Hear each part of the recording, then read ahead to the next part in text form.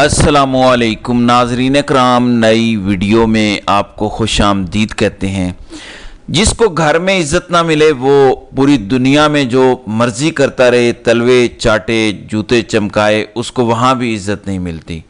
ہمارے فیصلہ سازوں کی دنیا میں کہیں بھی کوئی عزت نہیں ہے۔ میں ہمیشہ کہتا ہوں کہ تصویریں بولتی نہیں ہیں بلکہ چیختی ہیں، چلاتی ہیں اور ساری کہانی بیان کر دیتی ہیں۔ آج آپ کو اس سلسلے میں تھوڑا اور آگاہی دوں گا، لیکن ایک قصہ چل رہا ہے، پہلے اس پہ تھوڑی سی بات کر لیں، پھر آپ کو بتاتا ہوں کہ پاکستان کے ساتھ کیا ہوا ہے، پھر آپ کو یہ بتاتا ہوں کہ جو سٹاک مارکیٹ اوپر سے اوپر جا رہی ہے، یہ اصل کھیل کیا ہے، کیا اسے معیشت کی بہتری نظر آ رہی ہے یا گیم کچھ اور ہے۔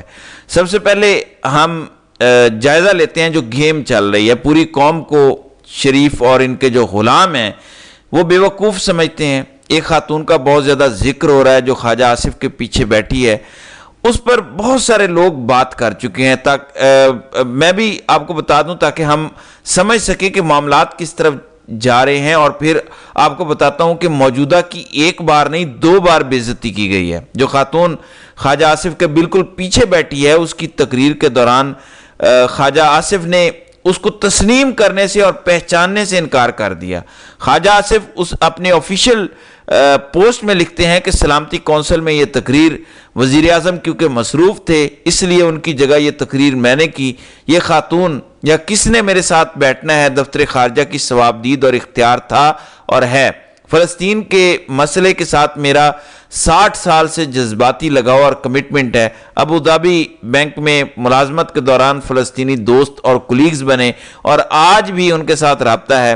غزہ پہ میرے خیالات واضح ہیں اور میں اس کا برملا اظہار کرتا ہوں۔ اسرائیل اور صہیونیت پہ میرے خیالات نفرت کے سوا اور کچھ نہیں۔ یہ خاتون کون ہے، وفد میں ہمارے ساتھ کیوں ہے اور ان کو میرے پیچھے کیوں بٹھایا گیا، ان سوالوں کا جواب دفتر خارجہ ہی دے سکتا ہے۔ میرے لیے مناسب نہیں کہ ان کی جانب سے جواب دوں۔ میرے ٹویٹر اکاؤنٹ کی ہسٹری اس بات کی شہادت ہے کہ میرا فلسطین کے ساتھ رشتہ ایمان کا حصہ ہے۔ اب ناظرین اکرام، خواجہ آصف جرت کرے اور یہ ٹویٹ انگلش میں بھی کر دے لیکن اس کی جرت نہیں ہوگی۔ اب خواجہ آصف نے اس خاتون کو پہچاننے سے انکار کر دیا کہ یہ کون ہے، کہاں سے آئی، اس کا وزارت خارجہ کو پتہ ہے، لیکن میں اس کا آپ کو بتا دیتا ہوں کہ یہ کہاں سے آئی ہے۔ یہ ایک تصویر ہے ناظرین اکرام، آپ اس کو ملاحظہ کریں۔ اس میں خواجہ آصف اور نون لیگ کی فیملی نظر آ رہی ہے اور آگے یہ کھڑی ہیں۔ چلیں، یہ تصویر ہو سکتی ہے کسی نے فوٹو شاپ کر دی ہو۔ یہ پاکستان کے سفیر ہیں لندن میں اس ٹائم، ان کے ساتھ یہ خاتون کھڑی ہیں۔ ان کی ایکسس نون لیگ حکومت تک مکمل ہے، ہماری ایمبیسی تک مکمل ہے۔ اس سے زیادہ کیا ہے، اب اس کا جائزہ لے لیتے ہیں۔ یہ خاتون جن کا نام شمع جنیجو ہے، یہ کہتی ہیں کہ میرا گھر لندن میں ہی ہے لیکن وزیر اعظم صاحب کی سیکرٹ فائلز کو گھر میں کام کے لیے نہیں لے جا سکتی، اس لیے ہوٹل میں ہی ہیں سب اکٹھے جب تک نیو یارک جائیں۔ پاکستان کا قانون حالانکہ ناظرین کرام یہ کہتا ہے کہ حلف اٹھائے بغیر کوئی بھی کسی سرکاری فائل، سیکرٹ فائل تک رسائی حاصل نہیں کر سکتا۔ یہ آفیشیل سیکرٹ ایکٹ کا سیدھا کیس ہے شہباز شریف پر۔ عمران خان پہ تو سائفر کا کیس بنا تھا، لیکن یہ سیدھا شہباز شریف پہ آفیشیل سیکرٹ ایکٹ کی خلاف ورزی کا قانون بنتا ہے، کیس بنتا ہے۔ یہ بڑا سنگین کیس ہے کہ یہ خاتون بغیر کسی عہدے کا حلف اٹھائے یہ دعویٰ کر رہی ہے، لیکن بات یہاں تک ختم نہیں ہوتی۔ یہ خاتون دعویٰ کرتی ہے کہ وہ شہباز شریف کی تقریر نویس ہے، جو شہباز شریف کو تقریر لکھ کر دے رہی ہے، جو وفد کا اہم ترین رکن ہے، جو ہوٹل میں ساتھ رہ رہی ہے۔ خواجہ آصف کہتا ہے کہ مجھے پتہ ہی نہیں ہے کہ کہاں سے آ گئی، کون لے کر آ گیا، یہ تو وزارت خارجہ سے پوچھا۔ اچھا، وزارت خارجہ کون ہے؟ نواز شریف کا سمدھی اسحاق ڈار۔ کیا یہ شریفوں اور ان کے نوکروں نے ہمیں بیوقوف سمجھا ہوا ہے؟ خواجہ آصف جو امریکہ کے دورے کر رہا ہے، کیا یہ وہاں بول سکتا ہے کہ میں اسرائیل اور زائنزم سے نفرت کرتا ہوں؟ یہ کہہ سکتا ہے، اس کی جرت ہے یہ امریکہ میں بیٹھ کر کہہ سکے؟ اردو میں پوسٹ کر رہا ہے۔ یہ بڑے چلاک اور شاطر لوگ ہیں۔ آج یہ قابو آیا مہدی حسن کے، اور مہدی حسن نے بڑا سافٹ اس کے ساتھ رویہ اختیار کیا، اس نے فل ٹاسیں دی مہدی حسن کو، لیکن یہ اتنے بڑے جھوٹ بولتا ہے کہ یہ بار بار اپنے جھوٹ پر ہی سلپ ہوتا رہا، لیکن مہدی حسن نے اس کو بڑے سافٹ طریقے سے ٹریٹ کیا۔ یقین مانے کہ مہدی حسن نے لوگوں کی لتر پریڈ کی ہوئی ہے اپنے انٹرویوز میں۔ اس کو تو بڑا نرم انہوں نے جانے دیا، لیکن اس کے باوجود خواجہ آصف اپنے الفاظ کے دو پیچ میں پھنستا چلا گیا، گرتا گیا بار بار۔ ایک بار آپ وہ دیکھیں تو آپ کو پتہ چلے گا۔ یہ کہانی کھل کر سامنے آ گئی ہے کہ یہ خاتون کون ہے، یہ سب کو پہلے سے پتہ ہے۔ یہ اسرائیل کی بہت بڑی حمایتی ہیں، یہ خاتون اسرائیل کو ریکوگنائز کرنے کی بہت بڑی حمایتی ہیں اور نون لیگ کے کتنا قریب ہیں، میں آپ کو تصاویر سے دکھا چکا ہوں۔ لیکن خواجہ آصف کیونکہ اب گھبرا گیا ہے عوامی رد عمل دیکھ کے، تو پاکستانی گیلری کے لیے اس نے اردو میں ٹویٹ کر دیا کہ مجھے پتہ نہیں ہے کدھر سے آ کے میرے پیچھے بیٹھ گئی، مجھے پتہ ہی نہیں ہے، میں تو روٹی کو چوچی بولتا ہوں۔ آپ کو اپنے سٹاف کا پتہ ہوتا ہے کون پیچھے ہے، کیونکہ لوگ اکٹھے چل کے آتے ہیں نا۔ بہرحال ایک اور چیز پر آتے ہیں۔ ناظرین اکرام، کل شہباز شریف نے ٹرمپ کو دوبارہ نوبیل پیس پرائز دینے کا اعادہ کیا۔ امریکہ یونائٹڈ نیشن کا غزہ میں جنگ بندی کا جو چارٹر ہے اسے دوبارہ بلاک کرتا ہے، چھٹی دفعہ۔ U S blocks UN call for Gaza cease fire for 6 time, یعنی ٹرمپ کے انڈر یہ چھٹی بار اب تک ہو چکا ہے کہ امریکہ سیز فائر کو ویٹو کر رہا ہے یونائٹڈ نیشن کی سیکیورٹی کونسل میں، لیکن شہباز شریف کہتا ہے کہ اس کو نوبیل انعام ہم نے دینا ہے۔ ایک طرف کہہ رہا ہے خواجہ آصف انٹرویو میں کہ ہمیں پتہ نہیں تھا کہ ٹرمپ حملہ کر دے گا ایران پہ، تو ایک دن پہلے ہم نے انعام کا اناؤنس کیا، ہمیں پتہ ہی نہیں تھا اس چیز کا۔ اب تو حملہ ہو گیا نا، اس نے کتنی جنگیں اور شروع کر دی، لیکن اب بھی اس پہ ڈٹا ہوا ہے شہباز شریف کہ ہم ٹرمپ کی منیمم جو کر سکتے ہیں اسے نوبیل پرائز کے لیے تو کم از کم نامزد کریں نا۔ تلوے چاٹ رہے ہیں، لیکن تلوے چاٹنے کا انعام کیا ملا ہے یہ بھی سنیں۔ آپ کو پتہ ہے موجودہ کی چند ہفتے پہلے ایک ملاقات ہوتی ہے امریکہ میں ٹرمپ سے، بڑی دھومیں مچ جاتی ہیں اور ہم آپ کو بتاتے ہیں کہ اس کے سامنے ایک چارٹر آف ڈیمانڈ رکھا گیا اور اس نے وہاں پہ ہاں کر دیا کہ عمران خان جیل میں رہے، میں باقی ساری آپ کی باتیں مانوں گا۔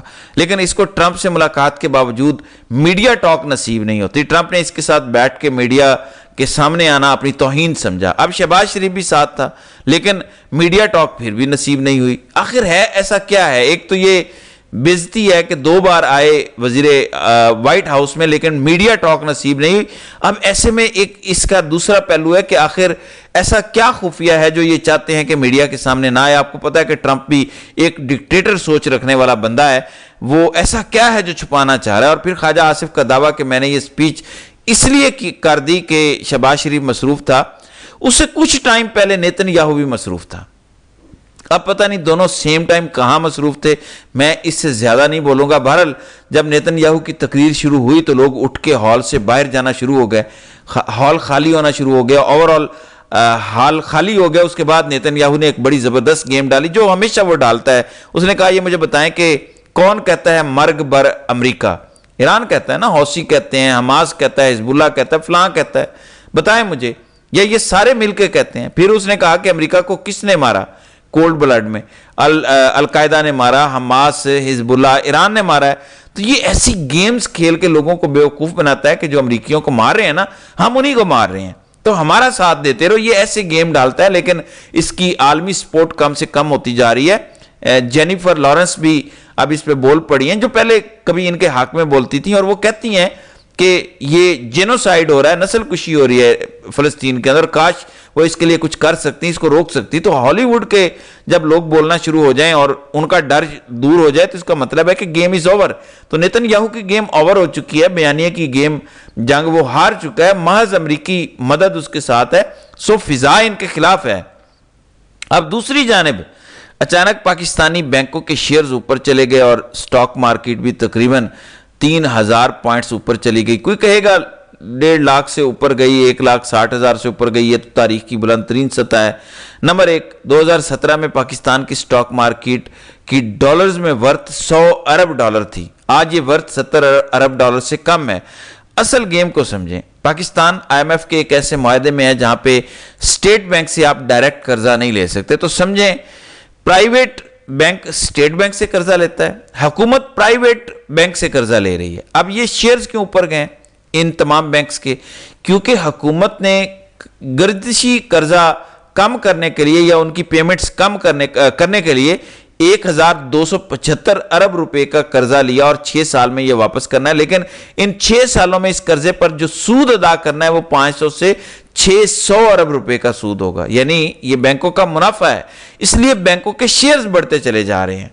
जितना हुकूमत इन बैंकों से कर्जे ले रही है, बैंकों का मुनाफा बढ़ता चला जा रहा है। बैंक कम शरह सूद पे स्टेट बैंक से कर्जा लेते हैं, ज्यादा शरह सूद पे हुकूमत को देते हैं, तो बीच में सूद की कमाई है। सूद की कमाई क्योंकि बैंकों की ज्यादा होती जा रही है, इस वजह से आपकी स्टॉक मार्केट ऊपर जाती जा रही है। हमारी कोई एक इंडस्ट्री ऊपर नहीं जा रही सिवाय बैंकों के, क्योंकि बैंकों से हुकूमत कर्जा ले रही है। तो स्टॉक मार्केट का तो टोटल ये हाल है। और ये झूठ बोल रहे हैं आपसे, स्टॉक मार्केट से लेकर बाकी हर चीज आप देख रहे हैं तबाह हाल है, सिवाय बैंकों के जो सूद के निजाम पे दिन दुगनी और रात चुगनी तरक्की कर रहे हैं। तो ये असल कहानी है।